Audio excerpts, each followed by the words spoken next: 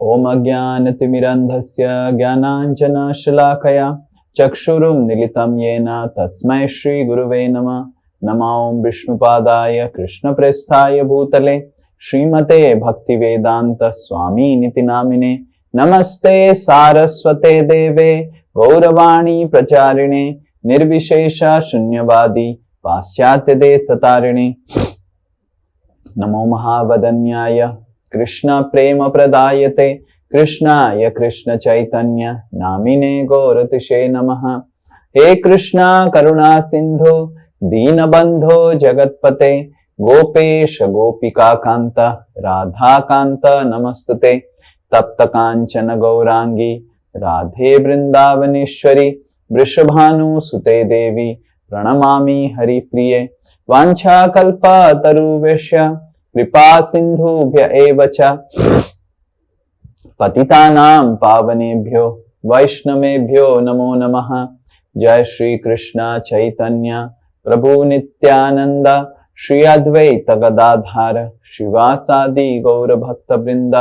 हरे कृष्णा कृष्णा कृष्णा हरे हरे हरे राम राम राम हरे हरे। मूकं करोति वाचालं पंगुं लंघायते गिरिं यत्कृपातमहं वन्दे श्रीगुरु दीनतारिणं श्रीपरमानंद माधवं श्रीचैतन्यमीश्वरम्।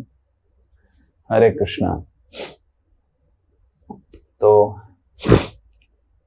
हमने पिछले क्लास देखा था कि किस तरह दो चीज होना चाहिए। शिक्षक को गुरु वर्गों के ऊपर विश्वास होना चाहिए और गुरु वर्गों को भी शिक्षक के ऊपर विश्वास होना चाहिए। तो पहला चीज हमने देखा कि किस तरह गुरु वर्गों के हृदय में शिक्षक के हृदय में शिष्य विश्वास जागृत कर सकता है। तो हमने चार चीज देखा। कौन कौन बता पाएगा चार चीज? किसी को याद है? हाँ, ये नंदिता माता जी बोलेंगे कुछ। बोलिए। You have to give them permission. हाँ प्रथम चीज है जो रेस्पेक्ट है। हाँ, पहले सम्मान करना चाहिए। हाँ, चार। तो पहला है सम्मान देना चाहिए, रेस्पेक्ट। ये हमने डिस्कस किया था। तो बहुत सारे चीजें डिस्कस किया था। फिर दूसरा क्या है? हरे कृष्ण प्रभु। हाँ, रिप्रेजेंटेटिव ऑफ गुरु। हाँ, प्रतिनिधि होते हैं भगवान के। Representative of Krishna. तो भगवान के प्रतिनिधि के रूप में हमको समझना चाहिए। तो भगवान हमसे गुरु वर्गों के द्वारा आदान प्रदान करते हैं। और तीसरा क्या है? रिकॉर्ड करना। हाँ, लिखना चाहिए। कुछ भी बोल जाता है, ऐसा नहीं कि इस कान में घुसा है उस कान से निकाल दिया बस चल गया। रिकॉर्ड करना चाहिए, याद रखना चाहिए और उसको अपने जीवन में अप्लाई करना चाहिए। ओके, और कुछ लास्ट? हाँ, रिपोर्ट बैक करना चाहिए कि आपने ऐसे मेरे को बोला, मैं किया, ये हुआ नहीं, ये हुआ, ऐसे रिपोर्ट करना चाहिए। जो चार चीज है। पहला चीज है हमको सम्मान करना चाहिए, रेस्पेक्ट। सेकंड चीज है हमको समझना चाहिए कि हमारे जो गुरु वर्ग हैं, शिक्षक हैं, वो भगवान के प्रतिनिधि हैं हमारे जीवन में, रिप्रेजेंटेटिव। तीसरा है उनको जो वाणी को रिकॉर्ड करना चाहिए, लिखना चाहिए और याद रखना चाहिए, उसको जीवन में अप्लाई करना चाहिए, अपने आप को बदलना चाहिए। सो रिकॉर्ड, रिमेंबर एंड रेक्टिफाई। अपने आप को बदलने की कोशिश करना चाहिए।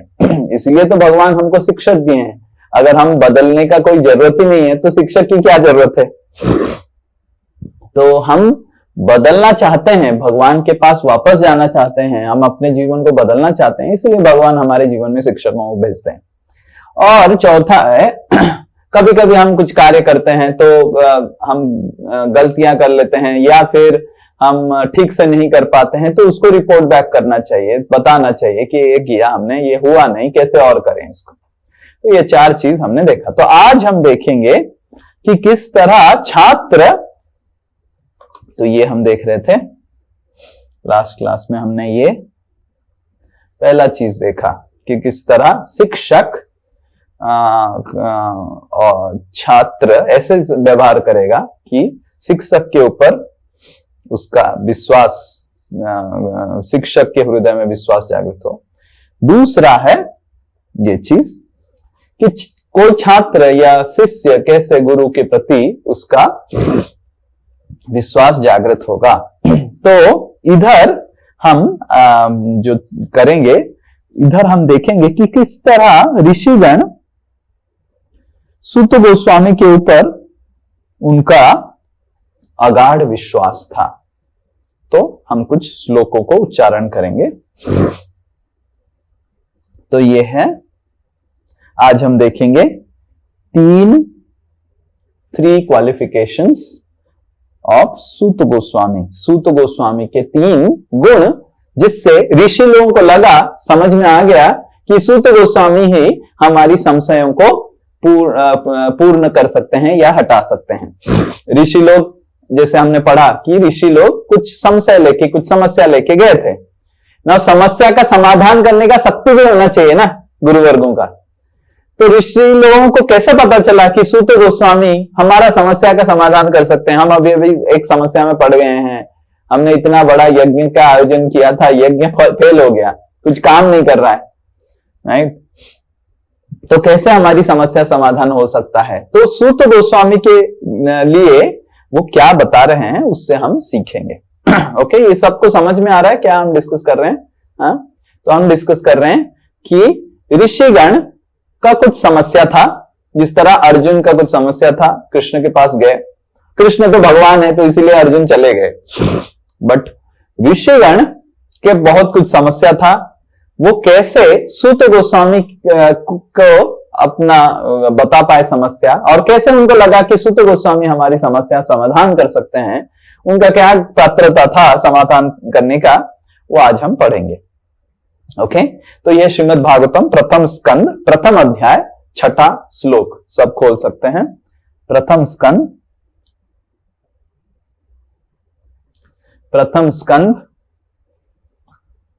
इधर इंग्लिश में लिखा है तो आप हिंदी किताब खोल सकते हैं तो सुविधा होगा आपको। प्रथम स्कंद प्रथम अध्याय 6ठा श्लोक। Okay, everyone open. ऋषया ऊचु त्वया खलु पुराणानि स इतिहासानि चानघ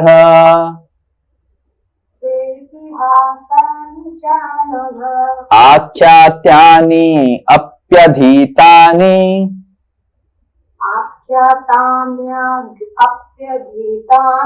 धर्मशास्त्राणि यान्युत।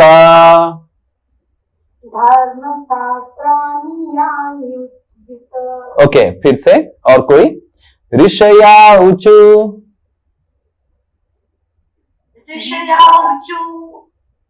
त्वया खलु पुराणानि स इतिहासानि चानघ आख्यातानि अप्यधीतानि धर्मशास्त्राणि यान्युत। ओके, कोई पढ़िए अनुवाद।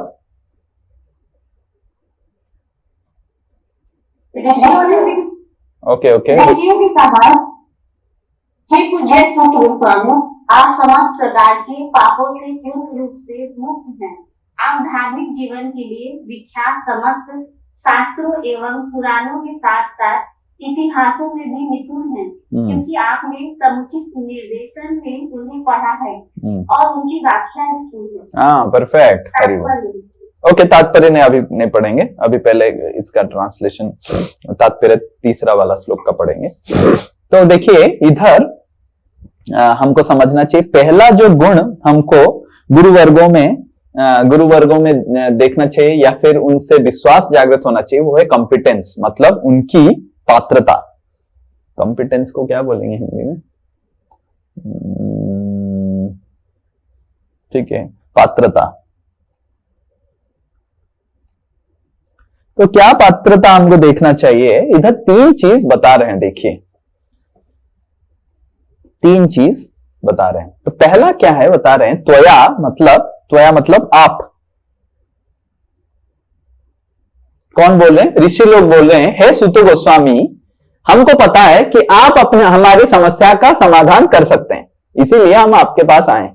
हमारा अभी समस्या है, पर आप समस्या का समाधान कर सकते हैं। कैसे? तो या खलु पुराणानी, तो आपने सारे पुराणों को पढ़ा है। स इतिहासानी, आपने इतिहास भी पढ़ा है। तो जितने सारे पुराण, जितने सारे इतिहास, सब कुछ आपने पढ़ा, मतलब आपने अच्छे से शास्त्र को अध्ययन किया है। तो पहला चीज जो हमको देखना चाहिए कि फिलॉसफी या फिर शास्त्र का ज्ञान।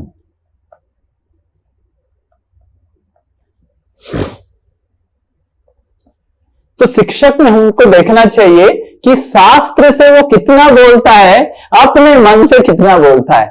ये पहला चीज हमको और बोल म्यूट करो सबिता रॉय चौधरी। तो शिक्षक को हमको ये देखना चाहिए कि कितना वो शास्त्र को बोलता है। कभी हम अगर कुछ प्रश्न पूछ रहे हैं, वो शास्त्र से उदाहरण देके बोलता है, शास्त्र से बोलता है, या अपना मनगढ़ंत कुछ बोलता है। ये चीज हमको श्रील प्रभुपाद ने बहुत ज्यादा विश्वास जागृत करवाया। आप जब भी देखेंगे श्रील प्रभुपाद की किताब पढ़ेंगे या फिर श्रील प्रभुपाद की कोई भी लेक्चर सुनेंगे, श्रील प्रभुपाद जब भी कुछ बताएंगे, वो हर समय बताएंगे कि भगवत गीता का इधर लिखा हुआ है, भगवत गीता का उधर लिखा हुआ है, भगवत गीता का इस तरह लिखा हुआ है। तो पहला चीज है कि शास्त्र का ज्ञान बहुत महत्वपूर्ण है। तो शास्त्र का ज्ञान एक चीज है जिससे हमको शिक्षक में बहुत विश्वास जागृत होता है। और अगर हम भी कभी शिक्षक बने, हमको भी कभी मनगढ़ंत बोलना नहीं चाहिए। कोई अगर हमको प्रश्न पूछा कि माता जी, प्रभु जी, इसका उत्तर क्या है, ये है, तो हमको नहीं बोलना चाहिए मेरे को लगता है। लोग बोलते हैं ना, मेरे को ऐसा लगता है। कितने लोग हमने सुना है, मेरे को ऐसा लगता है, ये मेरा ओपिनियन है। अरे तेरा ओपिनियन का क्या वैल्यू है?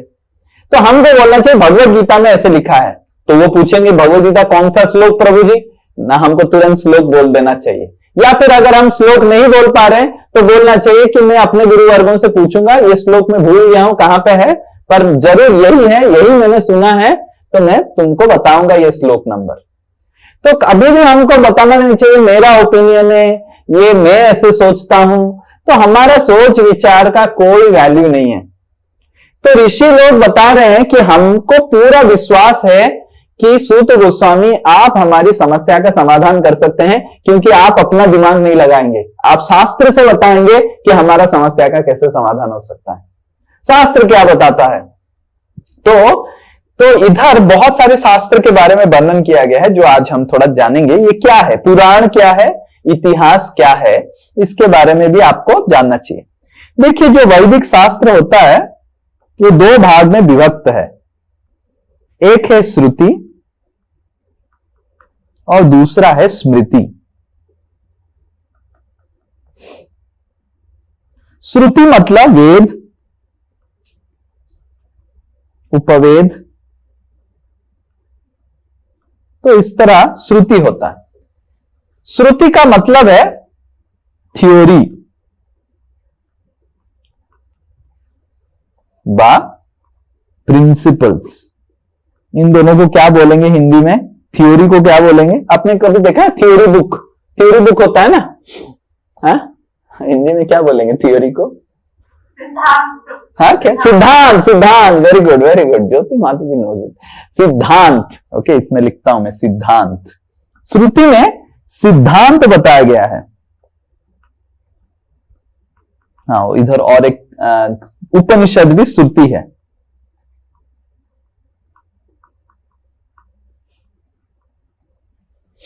ओके, उपनिषद भी श्रुति है। इसको थोड़ा सा कहीं और लिखते हैं, नीचे उपवेद नहीं लिखते हैं, उपनिषद लिखते हैं।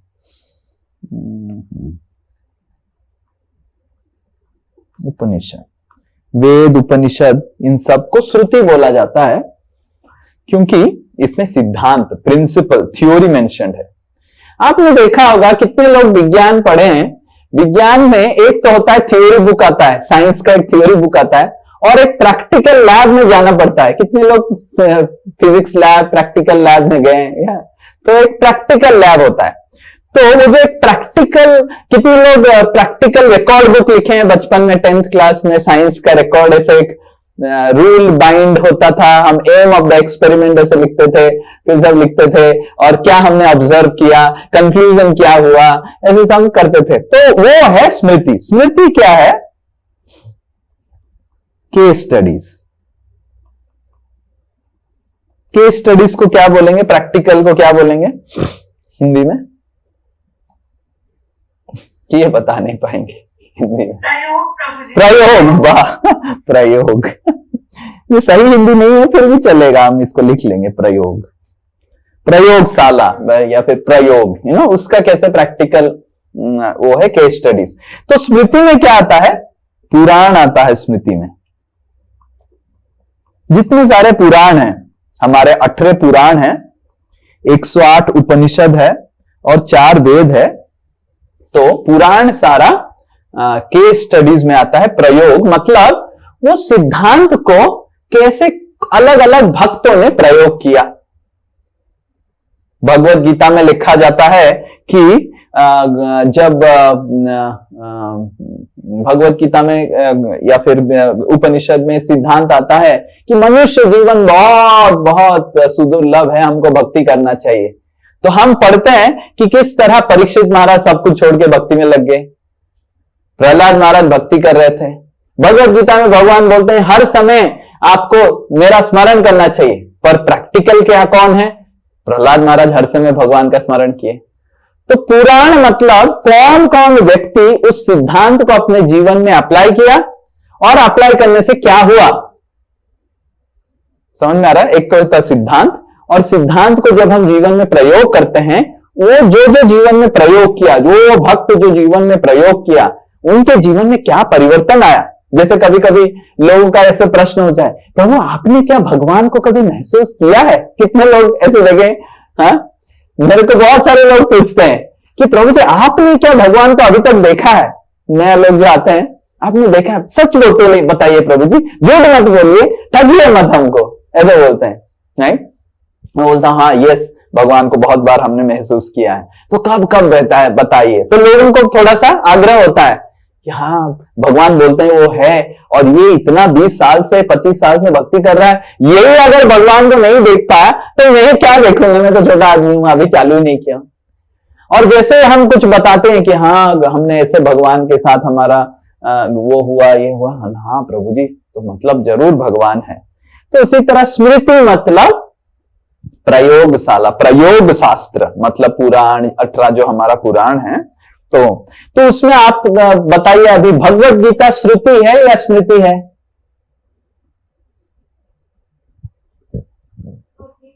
हाँ, श्रुति है भगवत गीता, क्योंकि भगवत गीता में सिद्धांत बताया गया है। और भागवतम श्रुति है या स्मृति है? हाँ, स्मृति है, बिकॉज भागवतम में भगवान के भक्त कैसे उसको प्रयोग किए वो मेंशन किया गया। और एक चीज है, ये स्मृति और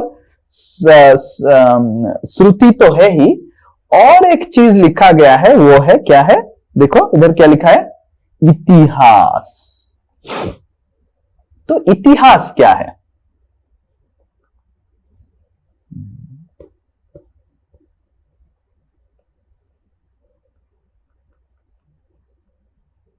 इतिहास है हिस्ट्री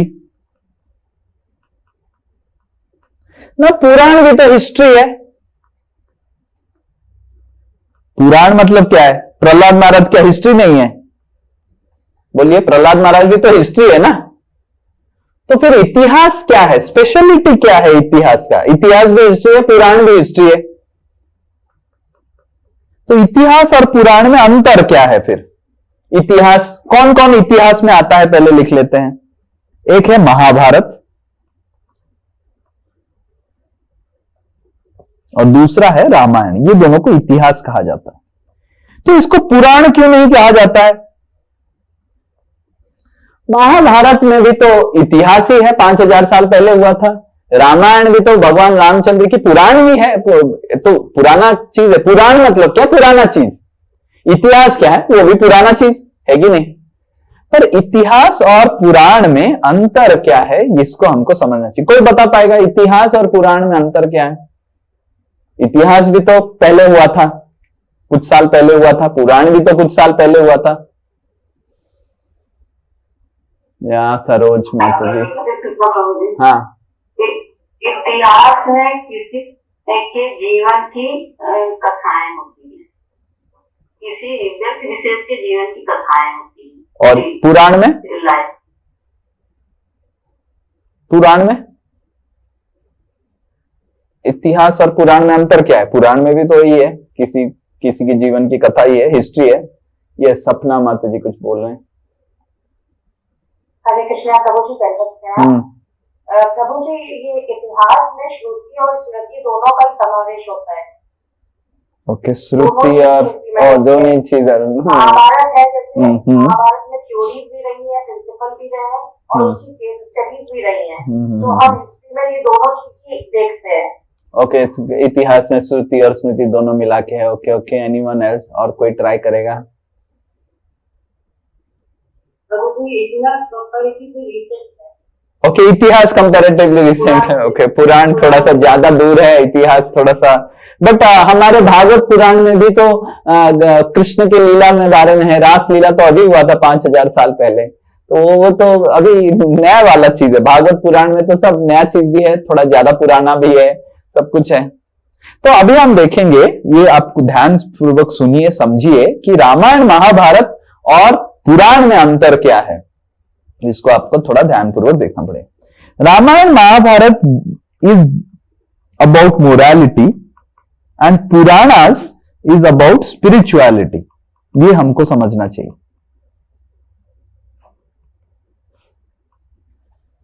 ये दोनों में अंतर है। रामायण और महाभारत इतिहास में गणना किया जाता है, क्योंकि रामायण महाभारत में भगवान को भी एक मनुष्य का किरदार निभाते हुए किस तरह अच्छा मनुष्य बनना चाहिए वो बताया जाता है रामायण और महाभारत में। भगवान को भगवान की तरह लिखा नहीं जाता है। भगवान एक किरदार निभाते हैं एक अच्छा मनुष्य का, किस तरह मनुष्य समाज में हमको सही मनुष्य बनना चाहिए, ये इतिहास की मेन पर्पस है। इतिहास की जो लक्ष्य है, हमको मनुष्य समाज में किस तरह मोरालिटी को क्या बोलेंगे हिंदी में? नैतिकता। वेरी गुड, नैतिकता। Good, you are good in Hindi. नैतिकता सिखाता है। पर पुराण आध्यात्मिकता सिखाता है।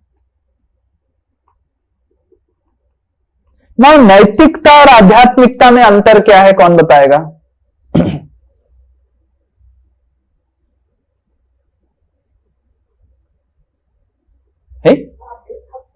आध्यात्मिकता हम भगवान से भक्ति कैसे करें, और नैतिकता हम अपने जीवन को कैसे अच्छे तरीके से। हाँ, परफेक्ट। नैतिकता मतलब शरीर रिलेटेड और शरीर की चीजें रिलेटेड। आध्यात्मिकता मतलब जहां पे आत्मा का बात आ जाता है और भगवान का बात आ जाता है, वो आध्यात्मिकता बन जाता है। मतलब आगे बढ़ना, शरीर से कैसे ऊपर उठना, या फिर शरीर के ऊपर भी कोई है और कैसे ऊपर आगे हम बैठ सकते हैं। तो नैतिकता मतलब जैसे हम महाभारत में पढ़ते हैं, बहुत सारे नैतिक वाणी महाभारत में लिखा गया है।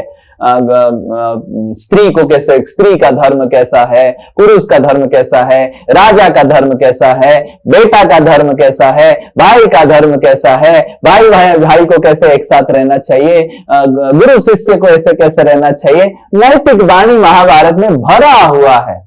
राइट। और अनैतिकता क्या है वो भी बताया जाता है, किस तरह राजा को सही करना चाहिए। दुर्योधन क्यों मारा गया, क्योंकि राजा का मेन लक्ष्य होता है कि प्रजाओं को सुरक्षा देना, और द्रौपदी का वस्त्र हरण करवाया। तो इस तरह अनैतिकता और नैतिकता के बीच में विचार होता है महाभारत में। रामायण में भी ऐसे ही आता है। रामायण में रावण अनैतिक व्यवहार किया और रामचंद्र उसको दंड दिए राजा के हिसाब से। सिमिलरली रामायण में आता है कि किस तरह पिता का जो आदेश होता है उसको पालन करना चाहिए। दशरथ ने आदेश दिया रामचंद्र को, ठीक है आप बन जाओ, तो रामचंद्र बन चले गए, क्योंकि पिता का आदेश शिष्य नहीं, पुत्र को पालन करना चाहिए। ये नैतिकता है, राइट। पर हम आध्यात्मिकता क्या है? मान लीजिए पिता आपको गलत काम करने के लिए बोल रहा है, तो आध्यात्मिकता क्या है? शास्त्र के विरुद्ध बोल रहा है। आध्यात्मिकता क्या है? पिता को बात नहीं मान के शास्त्र को बात मानना, राइट। ये आध्यात्मिकता है, राइट। कभी कभी पिता भी शास्त्र को फॉलो नहीं कर सकता है ना, करेक्ट। ऐसा हो सकता है कि नहीं, कि पिता बोलता है कि मांस मछली खाओ। जैसे हम IIT में जब पढ़ाई करते थे, प्रचार करते थे, बहुत सारे बच्चों को बोलते थे कि अरे मांस मछली मत खाओ, पाप मत करो, तो बहुत सारे लोग ऐसे छोड़ देते थे। फिर जब घर वापस जाते थे तो माता पिता, अरे प्रोटीन कैसे मिलेगा, हाँ तुमको प्रोटीन कहां से मिलेगा? तो हम बोलते थे अरे सोयाबीन से प्रोटीन मिल जाएगा, पनीर से प्रोटीन मिल जाएगा। ना ना ना ना, प्रोटीन कैसे मिलेगा? फिर माता पिता फिर उनको चलवा देते, फिर नहीं तुमको खाना पड़ेगा मांस मछली सब, फिर खा के आते थे वापस। और हमने बोला अरे क्यों खाया, फिर से पाप क्यों किया? आपने बोला था पाप नहीं करना। ना क्या करें प्रभु जी, माता पिता का तो आदेश मानना पड़ता है, वो हमारे लिए इतना कुछ किए हैं। तो फिर हम उनको बोलते नहीं प्रभु जी ऐसा नहीं है। आध्यात्मिकता मतलब ठीक है, माता पिता को पता नहीं है ये पाप है, आप एटलीस्ट पाप मत कीजिए। ना प्रभु जी कैसे करें? फिर उनको वेजिटेरियन बनाते हैं। फिर IIT में 6 महीना, फिर 6 महीने के बाद फिर जाते हैं घर, फिर मम्मी पापा उनको नॉन वेज बना के भेज देते हैं। इस तरह 4 साल ऐसे होता रहता है। फाइनली 4 साल के बाद जो लड़कों के अंदर वो शक्ति है कि हाँ माता पिता को बोलना कि हम नहीं खाएंगे क्योंकि ये पाप है, शास्त्र मना करता है, आप कितना भी बोले, वो फिर टिक पाते हैं। नहीं तो फिर जीवन भर वो माता पिता को प्रसन्न करने के लिए नॉन वेज ही खाते हैं। तो ये है आध्यात्मिकता और नैतिकता में अंतर। हालांकि नैतिकता बोलता है कि पिता का आदेश पालन करना चाहिए, पर पिता अगर बोल रहा है कि मांस मछली खाने के लिए, तो ये आध्यात्मिकता बड़ा है नैतिकता से। सो आध्यात्मिकता इज ग्रेटर देन नैतिकता। आपको समझ में आ रहा है कैसे आध्यात्मिकता नैतिकता से बड़ा है? तो नैतिकता इंपॉर्टेंट है कि पिता का आदेश मानना चाहिए, पति का आदेश मानना चाहिए, पत्नी का आदेश मानना चाहिए, राइट। तो पर आध्यात्मिकता इज इंपॉर्टेंट। भगवान का आदेश पिता का आदेश से भी बड़ा है। समझ में आ रहा है? भगवान का क्या आदेश है कि मांस मछली नहीं खाना है, पिता का क्या आदेश है? मांस मछली खाओ। तो हमको किसका आदेश पालन करना चाहिए? भगवान का आदेश पालन करना चाहिए। तो इस तरह पुराण में भगवान के आदेश के बारे में वर्णन किया गया है, और इतिहास में किस तरह ये सोशल ऑर्डर, नैतिक ये समाज में कैसे अच्छे से रहें उसके बारे में वर्णन किया गया। तो इधर ऋषि लोग बता रहे हैं कि हे सूत गोस्वामी, केवल आप पुराण नहीं पढ़े हैं, आप इतिहास भी पढ़े हैं, आपको नैतिकता के बारे में भी पता है, आध्यात्मिकता के बारे में भी पता है, आपको आध्यात्मिकता सिद्धांत के बारे में भी पता है, आपको आध्यात्मिकता प्रयोग जो किए हैं भक्त उनके बारे में भी पता है। तो इसीलिए पहला चीज है शास्त्र का संपूर्ण रूप से शिक्षक को ज्ञान होना चाहिए, तब हमारा विश्वास जागृत होता है। अगर शिक्षक अपने मन से कुछ बोलता है, मेरा मानना ये है, और शास्त्र का रेफरेंस नहीं दे पाता है, बता नहीं पाता है शास्त्र में ये बताया गया है, यहाँ पे आप पढ़ सकते हैं, तो हमको संशय होना चाहिए उस शिक्षक के ऊपर। दूसरा है, इधर बता रहे हैं चानघ, देखिए इधर एक वर्ड यूज हुआ है। अघ मतलब पाप, अनघ मतलब जो पाप रहित है। तो इसीलिए दूसरा चीज है शिक्षक में हमको देखना चाहिए, वो है प्यूरिटी। पाप नहीं करना चाहिए।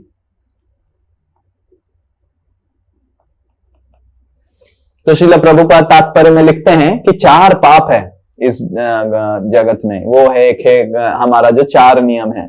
तो कोई भी अगर शिक्षक बनना चाहता है, ये 4 नियम को ध्यान पूर्वक पालन करना चाहिए। तो श्रील प्रभुपाद हमारे इस्कॉन में क्लियरली बोले हैं कि अगर कोई 4 नियम भंग करता है वो शिक्षा नहीं दे सकता है इस्कॉन में। तो ये पाप रहित बहुत महत्वपूर्ण है। 4 नियम उसको पालन करना चाहिए ध्यान पूर्वक, और कभी भी 4 नियम भंग नहीं करना चाहिए। तो ये है चानघ, ये दूसरा चीज है कि आप अघ भी नहीं है, आप पाप भी नहीं कर रहे हैं, तो पाप कभी आपने किया नहीं, तो इसीलिए हमारा बहुत विश्वास है कि आप अपना हमारी समस्या का समाधान कर सकते हैं। और तीसरा है, देखिए लिखा है आख्यातानी अपि अधीतानी। आपने खाली उसको पढ़ा नहीं है, आप उसको बोल भी पा रहे हैं। अपि मतलब खाली आपने पढ़ा नहीं है, बोला भी है। पढ़ना और बोलने में क्या अंतर है अभी हम देखेंगे।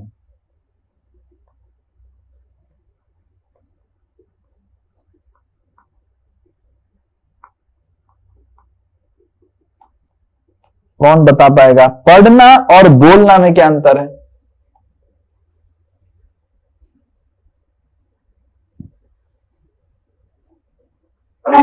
हाँ,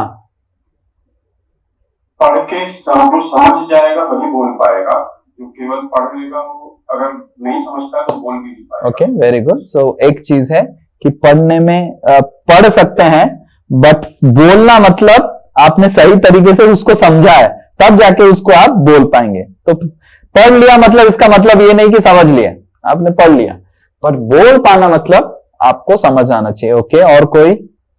पढ़ना और बोलना।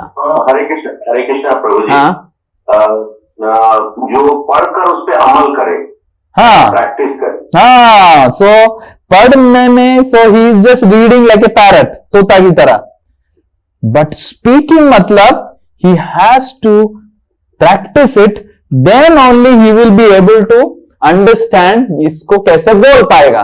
मान लीजिए किसी को अगर कुछ बोलना है, वो खुद प्रैक्टिस किया तभी जाके बोल पाएगा। उदाहरण स्वरूप एक कहानी आता है, एक माता जी अपने बेटे को एक साधु के पास लेके जाते हैं। जो साधु पूछते हैं, माता आप क्यों आए हैं इधर बेटे को लेके? तो माता जी बोलते हैं कि देखिए गुरुवर्ग, मेरा जो बेटा है बहुत मिठाई खाता है, मिठाई खा के ई कर ऐसे बोलता है मम्मी। तो बेटा ई करता है तो पूरा कीड़ा लग गया है दांत में, गलत हो गया पूरा, कैसे कैसे हो गया, बहुत मिठाई खाता है, चॉकलेट खाता है। तो इसको थोड़ा बताइए बेटे को, ये सब कैसे हो गया, दांत गड़बड़ हो गया, तो आप बताएंगे तो सही हो जाएगा। गुरुवर बोलते हैं कि बेटा माता आप अगले हफ्ता आइए, फिर मैं बताता हूं। तो माता और बेटे चले गए, अगले हफ्ते आए। अगले हफ्ते जब आए तो साधु महात्मा वो बेटे को बताया कि देखो ये समस्या है, अगर आप मिठाई खाएंगे दांत तो जाएगा, फिर डायबिटीज होगा, ये होगा वो होगा। सब चीज का परिमाण होता है, परिमाण होता है, और परिमाण में ही खाना चाहिए। राइस इतना खाना चाहिए, स्वीट इतना खाना चाहिए, नहीं स्वीट इतना नहीं खाना चाहिए और राइस इतना नहीं खाना चाहिए। इस तरह अच्छे से उसको समझाए। और बेटा वो साधु महात्मा के बातों से बहुत प्रभावित हो गया और मम्मी के अनुसार वो कम स्वीट खाने लग गया। तो माता फिर 2-3 हफ्ते के बाद आए फिर से साधु महात्मा को बोलने के लिए, आपका बहुत कृपा है, आपने जो बोला, आपकी वाणी में बहुत शक्ति है, और आपकी वाणी के वजह से मेरा बेटा छोड़ दिया जो इतना मीठा खाता था। तो माता ने पूछा, महाशय मेरा एक प्रश्न है कि आप यही चीज पहले दिन समझा सकते थे, 1 हफ्ते के बाद क्यों समझाए? तो महाशय बोलने लग गए कि देखिए मैं भी बहुत मीठा खाता था, घर में बहुत सारे गृहस्थ लोग मेरे को बुला लेते थे और जबरदस्ती बहुत मीठा खिलाते थे, और हम मना करते थे फिर भी खिला देते थे, और मेरे को भी सही मायने में मीठा बहुत अच्छा लगता था, मैं भी मीठा ज्यादा खा लेता था। और मैं अगर खुद मीठा इतना खा रहा हूं, आपको बेटे को बोलूंगा तो मेरा वाणी का प्रभाव नहीं रहेगा, क्योंकि मैंने पहले अपने जीवन में 7 दिन उसको पालन किया फिर बताया, इसलिए आपके बेटे में भी वो वाणी का प्रभाव आप देख पा रहे हैं। तो ये जो चीज है वो है कि जब तक हम खुद अपने जीवन में इसको अपनाएंगे नहीं, तो हम दूसरों को बोलेंगे भी तो उनका जीवन परिवर्तन नहीं होगा। इस तरह हम देखते हैं बहुत सारे लोग प्रचार करते हैं, वो करते हैं, पर लोग भक्त बनेंगे जब हम खुद भक्त बनेंगे। अच्छा भक्त बनाता है। श्रीमद् भागवत में आता है भक्ति संजायते भक्ति। अगर हमारे हृदय में भगवान के प्रति भक्ति नहीं है, हम किसी के हृदय में भगवान के प्रति भक्ति भाव कैसे जागृत करवा सकते हैं? अगर हम ही शास्त्र को फॉलो नहीं कर रहे हैं, भगवत गीता पढ़ नहीं रहे हैं, हम किसी को कैसे बोल सकते हैं कि भगवत गीता पढ़ना चाहिए? अगर हम ही लोगों को अच्छे से व्यवहार नहीं कर रहे हैं, हम किसी को कैसे बोल सकते हैं अच्छे से व्यवहार करना? तो तीसरा है, सॉरी गलत, प्रैक्टिस। केवल आप पढ़े नहीं है चीजों को, केवल आप समझे नहीं हैं और आप पाप भी नहीं करते हैं, आप उसको खुद अपने जीवन में उतारे हैं, और जिसके वजह से आपकी बोलने में, वाणी में वो शक्ति है। तो वाणी का शक्ति आएगा जब हम खुद अपने जीवन में चीजों को पालन करेंगे। भगवत गीता तो शक्तिशाली है, पर भगवत गीता जब हम पढ़ते हैं और पढ़ के जब हम अपने जीवन में उतारते हैं, उतारने के बाद जब हम बोलते हैं, तब वो जब हमारे वाणी से निकलता है वो भगवत गीता में शक्ति रहता है। नहीं तो वो शक्ति ही, भगवत गीता तो बहुत शक्तिशाली है, शास्त्र तो शक्तिशाली है, पर ये वाणी जब कब शक्तिशाली होता है? जब कोई शक्ति उसको पालन करता है अपने जीवन में। ये तीन चीज बता रहे हैं। पहला क्या चीज बताया? देखिए कि पहला चीज बता रहे हैं कि आपको शास्त्र का ज्ञान है, राइट? आप शास्त्र अच्छे से पढ़े हैं, और शास्त्र तीन प्रकार के हैं। एक है श्रुति, दूसरा है स्मृति, तीसरा है इतिहास। तीन प्रकार के शास्त्र आपने अच्छे से अध्ययन किया है, राइट? और दूसरा चीज बता रहे हैं कि आपकी शुद्धता है, आप शुद्ध पाप रहित हैं, आपने 4 नियम पालन किया, जितने गलत चीजें शास्त्र में लिखा हुआ है उससे वर्जन किया। तो तीसरा है आपकी वाणी में शक्ति है, क्योंकि आपने अपने जीवन में भी उसको उतारा, प्रैक्टिस भी किया। तो ये पहला चीज शिक्षक में होना चाहिए, वो है कॉम्पिटेंस, पात्रता, शक्ति।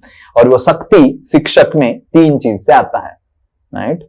एक है शास्त्र का अध्ययन, शास्त्र का ज्ञान, और दूसरा है शुद्धता, और तीसरा है अपने जीवन में उसको उतारना, राइट? तो ये 3 चीज अगर शिक्षक करता है तो वो शिक्षक के ऊपर आप हमारा विश्वास होना चाहिए।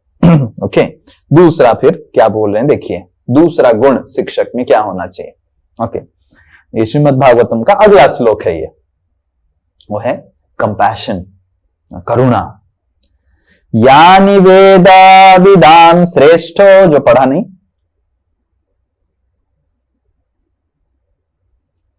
यानि वेदा विदाम श्रेष्ठो भगवान बादरायणः, भगवान बादरायणः, अन्ये च मुनयः सूता, अन्ये च मुनयः सूता, परावर विदो विदु।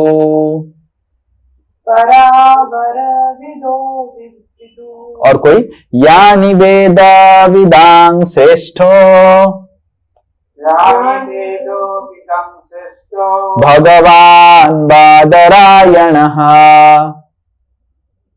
भगवान् बादरायणः, अन्ये च मुनयः सूता, अन्ये च मुनयः सूता, परावर विदो विदु। परावरो विदो विदु। Very good, okay. So now देखिए, कल पढ़िए ट्रांसलेशन कोई हिंदी में, जो पढ़ा नहीं। हाँ पढ़ो।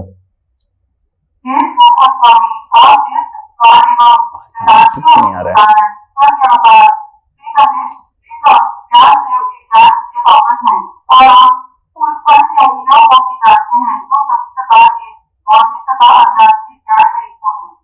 साउंड क्यों ठीक नहीं आ रहा है? मेरे को ठीक नहीं आ रहा है, सबको अजीब थोड़ा सा साउंड आ रहा है। और कोई फिर से पढ़िए, साउंड में कुछ तो गड़बड़ है। और किसी का पढ़िए। हाँ जिस हे हाँ हे सूत हाँ ये गोस्वामी, साउंड सही है। यस, धीरे धीरे पढ़िए। हे सूत हाँ अच्छा, ये हे सुन। सूत गोस्वामी, आप ज्येष्ठम विद्वान एवं वेदांती होने के कारण ईश्वर के अवतार श्री व्यास देव के ज्ञान से अवगत हैं और आप उन अन्य मुनियों को भी जानते हैं जो सभी प्रकार के भौतिक तथा आध्यात्मिक ज्ञान में निपुण हैं। हाँ परफेक्ट। तो ये देखिए वो क्या बोल रहे हैं, उनको बादरायण मतलब व्यासदेव के शिष्य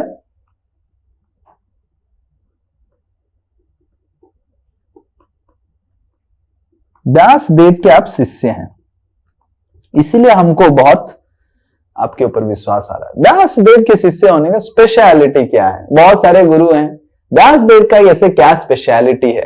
राइट, बहुत सारे लोग हैं, व्यासदेव का क्या? पहले तो डेफिनेटली व्यासदेव भगवान के अवतार हैं, इसलिए तो जरूर उस शिक्षक के ऊपर तो जरूर वो रहेगा कि भगवान के अवतार व्यासदेव की शिष्य है, तो इसीलिए हमको विश्वास आ रहा। दूसरा चीज एक श्रील प्रभुपाद तात्पर्य में हमारे आचार्यगण बताते हैं जो बहुत महत्वपूर्ण है, व्यासदेव की करुणा।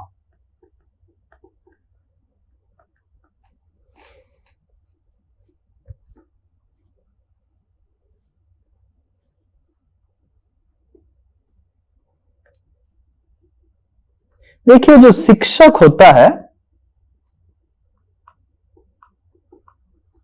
वो कॉम्पिटेंट मतलब उसका बहुत योग्यता तो हो सकता है, पर अगर उसमें करुणा नहीं है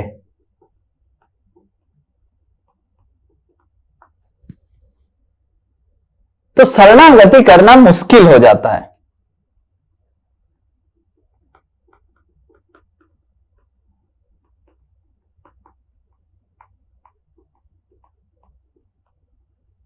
जैसे हमको याद है हम जब पढ़ाई करते थे, हमारा फिजिक्स टीचर जो हमको पढ़ाते थे स्कूल में हमारी, हम तो आईसीसी बोर्ड से थे, तो आईसीसी बोर्ड में स्कूल में ही फिजिक्स केमिस्ट्री सब हो जाता है। तो एक जो फिजिक्स टीचर थे वो उनका कुछ तो और बड़ा कोई गवर्नमेंट नौकरी लग गया। वो तो प्राइवेट स्कूल था हमारा, प्राइवेट स्कूल में कम पैसा मिलता होगा, उनका कोई तो बड़ा नौकरी कोई गवर्नमेंट जॉब कुछ मिल गया तो हमारे स्कूल से निकल गए। अब स्कूल में समस्या हो गया कौन फिजिक्स पढ़ाएगा अभी तो एक नया टीचर आए और नया टीचर बहुत अच्छे टीचर थे, बहुत अच्छे टीचर थे, मतलब पुराने टीचर से कई गुना ज्यादा उनको फिजिक्स का ज्ञान था। समस्या ये था कि वो क्लास में जैसे प्रवेश करते थे चट चट चट चट पहले एक स्केल लेके आएंगे, उनका एक तरीका था तो सबको मारेंगे सबको मारेंगे, सब मार खाएगा, मतलब वो आंख बंद करके मारने लग जाएंगे चक चक चक चक चक, जैसे एक योद्धा अपना चाकू तलवार चलाता है वो चक चक चक चक करके मारेंगे। मैं जीवन में कभी भी बदमाशी नहीं किया हूं स्कूल में, राइट, और मार केवल इन्हीं से खाया हूं। कुछ कारण ही नहीं है, कोई सब शांत है, क्लास पूरा शांत रहता है, कोई बात नहीं करता, फिर भी आएंगे पहले मारेंगे, थोड़ा सा एक डर खौफ पैदा करेंगे और फिर क्लास फिजिक्स चालू होगा, राइट। और जनरली मार पड़ता था, जो एक बेंच होता है ना, आपने देखा हो बेंच के उस साइड में जो एक ऐसा पाथवे रहता है जहां पे टीचर चलता है और ऐसे बेंच रहता है और दीवार के साइड बच्चे बैठते थे, तो उनके क्लास में बच्चे पूरा दीवार से चढ़ जाते थे, जल्दी आएंगे क्योंकि पता है कि मार पड़ेगा तो इतना मारते थे। फिर 3 महीना वो टीचर हमारे स्कूल में टिके, फिर उसके बाद इतना कंप्लेन गया, पेरेंट्स लोग कंप्लेन किए प्रिंसिपल को जाके कि ऐसे। एक बार प्रिंसिपल बोले, फिर भी वो टीचर का कुछ तो हो जाता था, उनके दिमाग में कुछ दौरा पड़ता था, क्या होता था या फिर झगड़ा करके आते थे घर में और हमारे ऊपर उतारते थे झगड़ा को। इतना मारते थे और कुछ गलती नहीं, ऐसे ही मैंने मार खाया, मैं तो विश्वास ही नहीं कर सकता हूं। और मेरा पूरा लाल हो गया था एक बार स्केल से मार देते, क्योंकि मैं तो बहुत मासूम टाइप का था स्कूल में, तो मेरे फ्रेंड्स लोग क्या करते थे, मेरे को भेज देते थे, अरे तुम बैठेगा, इस साइड में बैठेगा, साइड में बैठेगा, और फिर ठेल के भेज देते थे और मैं मार करता था। राइट, लड़कियां लोगों को मारते थे, सबको मारते थे। जब कंप्लेन आया, निकल गया। क्यों निकल गया वो? देखिए कि योग्यता बहुत था फिजिक्स पढ़ाने में, पर करुणा नहीं था बच्चों के ऊपर। राइट, तो शिक्षक को कभी दंड देने में खुजली नहीं होना चाहिए। ये शिक्षक का बहुत महत्वपूर्ण चीज है। हम शिक्षक हैं, हम पुलिस नहीं है। अंडरस्टैंडिंग, पुलिस और टीचर में अंतर है। तो दंड देने में जो शिक्षक बहुत जिसका खुजली होता है, वो सही शिक्षक नहीं। करुणा होना चाहिए। हाँ ठीक है, दंड भी जरूरत है, ऐसे नहीं कि दंड जरूरत नहीं है। नहीं तो कभी कभी बच्चे लोग सीखते नहीं है, सुनते नहीं है, थोड़ा सा गुस्सा हो जाना जरूरत है, कभी कभी थोड़ा चाबी घुमाना जरूरत है, पर शिक्षक को उसमें मजा नहीं उठाना चाहिए। कुछ कुछ हमने शिक्षक देखा स्कूल में पेंसिल को रख देते थे ऐसे, और कितने लोग, बाप रे, इतना पेन होता था, इतना पेन होता था, पेंसिल रख के ऐसे दबा देते थे, ओ कृष्णा कृष्णा कृष्णा, इतना पेन होता था। और कुछ गलती नहीं, छोटा सा कुछ थोड़ा बात कर लिया, बच्चे लोग तो बात ही करते हैं, उनका मन थोड़ा फिकल होता है। नहीं, इतना कष्टदायक पनिशमेंट देते थे। ये शिक्षक नहीं है। तो शिक्षक मतलब करुणा रहना चाहिए। दंड भी आवश्यक है, ऐसे नहीं कि कुछ शिक्षक क्या करते थे, बहुत अच्छे थे। अगर कोई बातचीत किया, स्टैंड अप खड़ा कर देते थे, थोड़ा समय के लिए पीछे जाके खड़ा कर दो, फिर वो बात थोड़ा बंद कर दिया, फिर आके ठीक है बैठ जाओ। नहीं तो इसको अलग बिठा देते थे, उसका फ्रेंड सर्कल से अलग थोड़ा बिठा देते थे।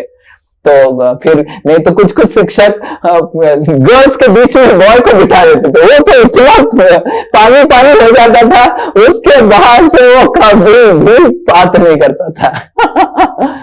तो कुछ तरीके का दंड सही रहता था, कुछ तरीके का दंड बहुत अकरुणामय रहता था। तो हमको समझना चाहिए शिक्षक के हृदय में करुणा होना चाहिए। राइट, पहला करुणा मतलब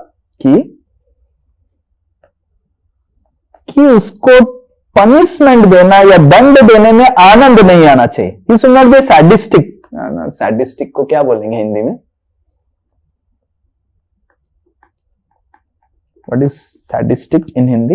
anyone who knows Hindi well? Sadistic, sadistic pleasure. Okay, दूसरे को यातना देके आनंद। हाँ, सैडिस्टिक मतलब sadist. There is a term called sadist in English. Sadist मतलब वो दूसरों को जो सैड देता है, सैड करता है, उसमें उसका आनंद है। Sadist, okay, one who feels happiness in making other people sad. Sadistic pleasure. तो हमको समझना चाहिए कि दूसरों को दंड दे के हमको खुश नहीं ना। ऐसे नहीं कि शिक्षक को बहुत अच्छा लगता है कि अच्छा, मैंने देखा आईआईटी में एक शिक्षक थे, वो इतना कष्ट क्वेश्चन देते थे, इतना कष्ट क्वेश्चन देते थे, मतलब इतना टफ, और मतलब सब लोग रोने लग जाएंगे एग्जाम में कि आज तो मेरा गया ये पेपर, फेल हो जाऊंगा, और आके वो घूमने लग जाएंगे पूरा। सब जितने सारे एग्जाम हॉल, हम कितने सारे स्टूडेंट थे फर्स्ट ईयर में, 600 स्टूडेंट थे, 600 स्टूडेंट 100 करके 6 एग्जाम हॉल में बंट जाते थे फर्स्ट ईयर स्टूडेंट, और वो ऐसे पेपर देंगे और 6 एग्जाम हॉल में ऐसे घूमेंगे, और सबका मुंह पूरा लटका हुआ है, कोई एक चीज भी लिख नहीं पा रहा है। और वो देखा कैसे मैं पेपर सेट किया हूं, कैसे मैं पेपर सेट किया हूं कि कोई एक चीज भी लिख नहीं पा रहा है, मैं ऐसे पेपर सेट कर दिया। सही में आधे लोग तो आधा घंटे के बाद छोड़ देते, आधा घंटा सोचते थे, कुछ करते थे, और फिर पेपर छोड़ के चले जाते थे। तो आईआईटी के फर्स्ट ईयर में एक सब्जेक्ट के टीचर ऐसे हमको मिले। तो ये है सैडिस्टिक प्लेजर, दूसरों को छात्र को कष्ट देके, छात्र को पनिशमेंट देके, दंड देके वो पढ़ाता नहीं है, हालांकि समझाता है, करुणा के साथ समझाता है। देखिए, हमको समझना चाहिए जो गुरु होता है वो पिता और माता का कॉम्बिनेशन होना चाहिए। आप लोग कितने लोग समझ गए पिता और माता का कॉम्बिनेशन का मतलब? देखिए, पिता क्या करता है? डिसिप्लिन करता है, और माता क्या करता है? प्रेम देती है। और जो गुरु वर्ग होते हैं, शिक्षक होते हैं, उनको माता और पिता का सम्मेलन होना चाहिए, सम्मिश्रण होना चाहिए, दंड भी थोड़ा देना चाहिए, प्रेम भी देना चाहिए और बहुत ज्यादा करुणा होना चाहिए। और क्या करुणा है कि किस तरह मैं देखना चाहता हूं कि मेरा जो शिष्य है मेरे से भी आगे बढ़ जाए।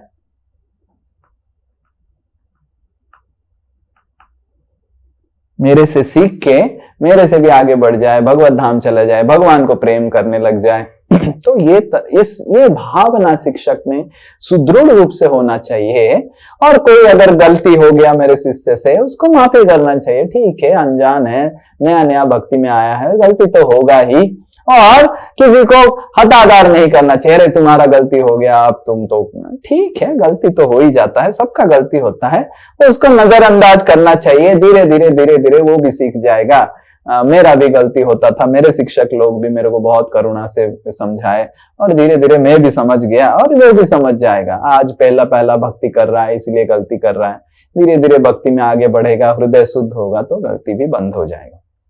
तो इस तरह करुणा होना चाहिए शिक्षक में। और ये ऋषि लोग बोल रहे हैं कि हे सुत गोस्वामी, आपका केवल योग्यता नहीं है, आपका करुणा भी है, क्योंकि आप व्यास देव की करुणा को आपके जीवन में लिए हैं। व्यास देव इतना करुणामय थे। एक वेद था, उसको डिवाइड किया। आगे हम जाके व्यास देव की करुणा के बारे में चर्चा करेंगे आगे जब कक्षाओं में। पर व्यास देव की करुणा आपके अंदर समाहित हुआ है, इसीलिए भी हमको आपके ऊपर बहुत विश्वास है। तो ये है दूसरा चीज जो है करुणा। तो पहला चीज है योग्यता। तीसरा चीज है जो हमको शिक्षक में देखना चाहिए कि वो अपने गुरु वर्गों से कितना कनेक्टेड है। कभी कभी लोग गुरु बनना चाहते हैं पर शिष्य नहीं रहना चाहते हैं। मैं टीचर बन जाऊंगा पर मैं शिष्य नहीं रहूंगा, स्टूडेंट नहीं रहूंगा। ओके, और इसको पढ़ेंगे। बेथत्वम सौम्य तत्सर्वं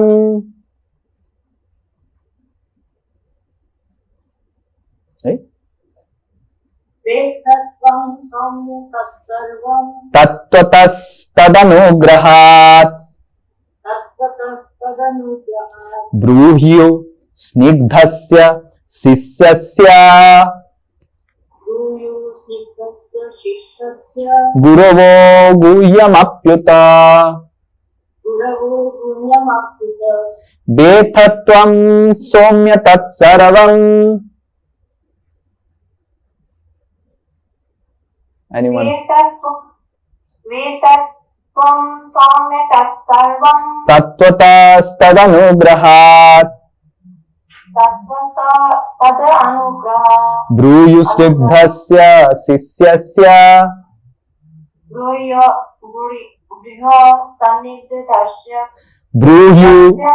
ब्रूयुस्निग्धस्य शिष्यस्य। सन्निग्ध से क्या लिखा है? स्निग्ध, स्निग्ध बोलो, स्निग्ध। ब्रूयु स्निग्धस्य शिष्यस्य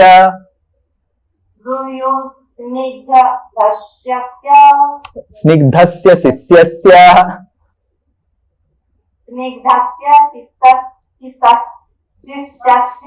ओके, गुड। गुरवो गुह्यमप्युत। Very good. ओके, यस, पढ़िए ट्रांसलेशन। हाँ, पढ़ो। इससे भी अधिक, क्योंकि आप विनीत है, आपके गुरुओं ने एक सौम्य शिष्य जानकर आप पर सभी प्रकार से अनुग्रह किया है। अतः आप हमें वह सब बताएं जिसे आपने उनसे वैज्ञानिक ढंग से सीखा है। ओके, तात्पर्य श्रील प्रभुपाद की द्वारा। श्रील प्रभुपाद की जय। पढ़िए तात्पर्य। आध्यात्मिक जीवन की सफलता का रहस्य गुरु को तुष्ट करने तथा उनकी सुभाषिष प्राप्त करने में है। श्री विश्वनाथ चक्रवर्ती ठाकुर ने गुरु के विषय में अपने सुप्रसिद्ध 8 श्लोकों में इस प्रकार गाया है। मैं अपने गुरु के चरणा बिंदो में नमस्कार करता हूँ, उनको तुष्ट करके ही कोई श्री भगवान को प्रसन्न कर सकता है। और जब वे अप्रसन्न रहते हैं तो आत्म साक्षात्कार के मार्ग में विघ्न ही विघ्न आते हैं। अतः यह आवश्यक है कि शिष्य अपने प्रामाणिक गुरु के प्रति अत्यंत आज्ञाकारी तथा विनीत रहे। श्री सूत गोस्वामी शिष्य के इन सारे गुणों से ओतप्रोत थे, अतः उन पर विद्वान एवं स्वरूप सिद्ध आध्यात्मिक गुरुओं तथा श्री व्यास देव तथा अन्य गुरुओं की कृपा दृष्टि थी। नैमिषारण्य के मुनियों को पूर्ण विश्वास था कि श्री सूत गोस्वामी प्रामाणिक व्यक्ति हैं, इसलिए वे उनसे सुनने हेतु उत्सुक थे। हाँ, तो उनका विश्वास कैसे जागृत हुआ? क्योंकि उनका भी कोई गुरु है। So every teacher should also be a student. हर शिक्षक छात्र भी होना चाहिए, किसी और का, अपने गुरु का। और कैसे छात्र होना चाहिए? इधर देखिए, स्निग्धस्य शिष्य, स्निग्ध छात्र होना चाहिए। ओके, स्निग्ध का अर्थ क्या है मैं आपको समझाऊंगा। माताएं लोग अच्छे से समझ पाएंगे स्निग्ध मतलब क्या होता है। एक होता है रूखा बाल। जब माता लोग कभी कभी मैं देखता था, मेरे दीदी लोग बाल साफ करते थे, शैम्पू वैम्पू लगा देते थे और बाल को ऐसे छोड़ देते, सूख जाता था और बाल पूरा रूखा रूखा हो जाता था। और ऐसे से बाल को पकड़ो कैसे लगता था, रूखा रूखा बाल, ड्राई हेयर हो जाता था, तो रूखा रूखा हो जाता था। और उसका कुछ स्माइल नहीं, कुछ नहीं, ऐसे करोगे तो अच्छे से वो नहीं होगा, कुछ नहीं होगा। पर फिर मेरी मम्मी क्या करती थी, तेल लगा देती थी, वो स्पेशल तेल लगा देती थी। और जब तेल लगा देंगे ऐसे पकड़ो, एक्चुअली मैं मेरी दीदी लोगों का चोटी पकड़ लेता था, राइट। मेरे को कुछ भी इधर उधर बोलते तो मैं चोटी पकड़ लेता था। मैं देखता था कि जब रूखा बाल है तो चोटी को पकड़ा तो पकड़ में आ जाता था। जैसे ही मम्मी तेल लगा दिया, बाल को पकड़ा तो तुर्र करके मेरी दीदी आगे निकल जाती थी और पूरा मेरा हाथ से छूट जाता था। पता नहीं आप सबको इसका अनुभव है कि नहीं, पर हमने ऐसे सब झगड़ा किया है। हम अच्छे नहीं हैं इतने दीदियों के मामले में। तो बाल पकड़ जब देता था तो बाल निकल जाता था हाथ से और दीदी लोग निकल जाते थे तेल के वजह से। तो ये है स्निग्ध। स्निग्ध मतलब लुब्रिकेशन, राइट। स्निग्ध मतलब लुब्रिकेंट। इन संस्कृत में लुब्रिकेशन और लुब्रिकेंट होता है ना, ग्रीस लगाते हैं, साइकिल में ग्रीस लगाते हैं तो क्या होता है, अच्छे से चलता है। साइकिल में तेल डाल देते हैं, या चाबी कभी कभी रस्ट हो जाता है तो घूमता नहीं तो फिर, या फिर दरवाजा बहुत आवाज करता है, उसमें थोड़ा तेल डाल दो तो बिल्कुल आवाज नहीं करता है।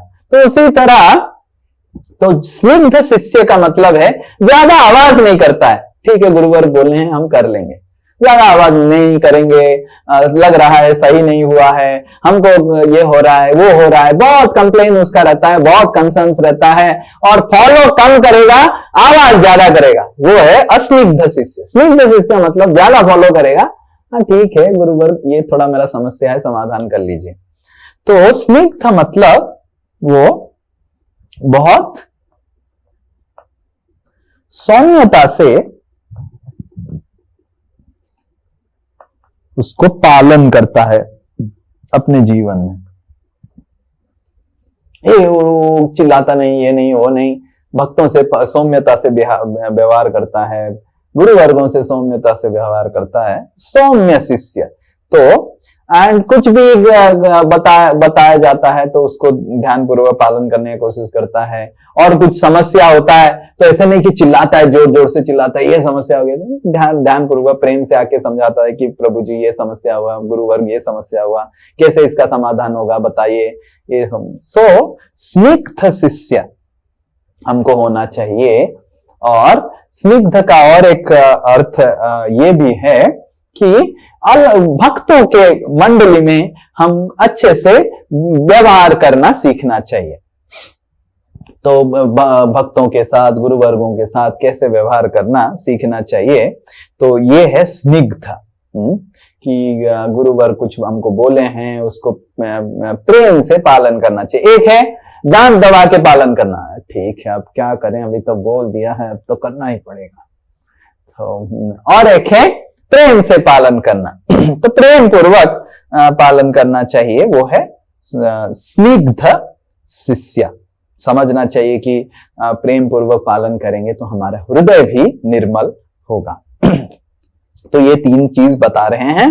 पहला चीज है योग्यता, दूसरा चीज है करुणा, तीसरा चीज है उनके गुरु वर्गों के प्रति निष्ठा और सौम्यता। कि कोई नहीं बोल सकता है कि अगर कोई ऐसे शिक्षक है बोलता है मेरा कोई गुरु नहीं है। जैसे श्रील प्रभुपाद के पास एक बार उनके शिष्य एक किताब लेके आए, तो प्रभुपाद को पूछे ये क्या किताब है ना, ये एक जन ने किताब बोल रहे हैं कि गुरु की कोई आवश्यकता नहीं। श्रील प्रभुपाद हंसने लग गए, देखो अरे वो किताब में गुरु बने हैं ये बोलने के लिए कि गुरु की कोई आवश्यकता नहीं। बोलिए, वो खुद गुरु बन रहे हैं और सबको बोल रहे हैं कि गुरु की आवश्यकता नहीं, और किताब लिख रहे हैं और एक शिष्य बोलने लगे और इस किताब में लिख रहे हैं कि किताब की कोई आवश्यकता नहीं। देखो उसका किताब क्यों पढ़ेंगे अगर किताब की आवश्यकता नहीं। तो हमको समझना चाहिए कि कोई भी गुरु वर्ग का जिम्मेदारी लेता है, उसको पहला चीज जो सीखना चाहिए, समझना चाहिए कि मेरा पहले कोई गुरु होना चाहिए, फिर मैं गुरु बन सकता हूं। तो मेरा कोई माथे के ऊपर कोई शिक्षक नहीं है और मैं शिक्षक बनना चाहता हूं, तो उस शिक्षक के ऊपर हमारा विश्वास नहीं रहना चाहिए। इसलिए हम देखते हैं बहुत सारे लोग ऐसे ही परंपरा से छूट के शिक्षा देने का कोशिश कर रहे हैं, तो ये सही नहीं है और उनकी शिक्षा का प्रभाव हमारे जीवन में कभी नहीं पड़ेगा, अच्छा प्रभाव नहीं पड़ेगा। क्योंकि हमको समझना चाहिए कि हर गुरु वर्ग का गुरु रहना चाहिए और जीवित तरीके से जीवित अवस्था में उनका ट्रेनिंग लेना चाहिए और उनसे गाइडेंस लेना चाहिए। तो ये 3 चीज बहुत महत्वपूर्ण है। किसी का कोई प्रश्न है तो पूछ सकते हैं। इतना ही आज हम करेंगे।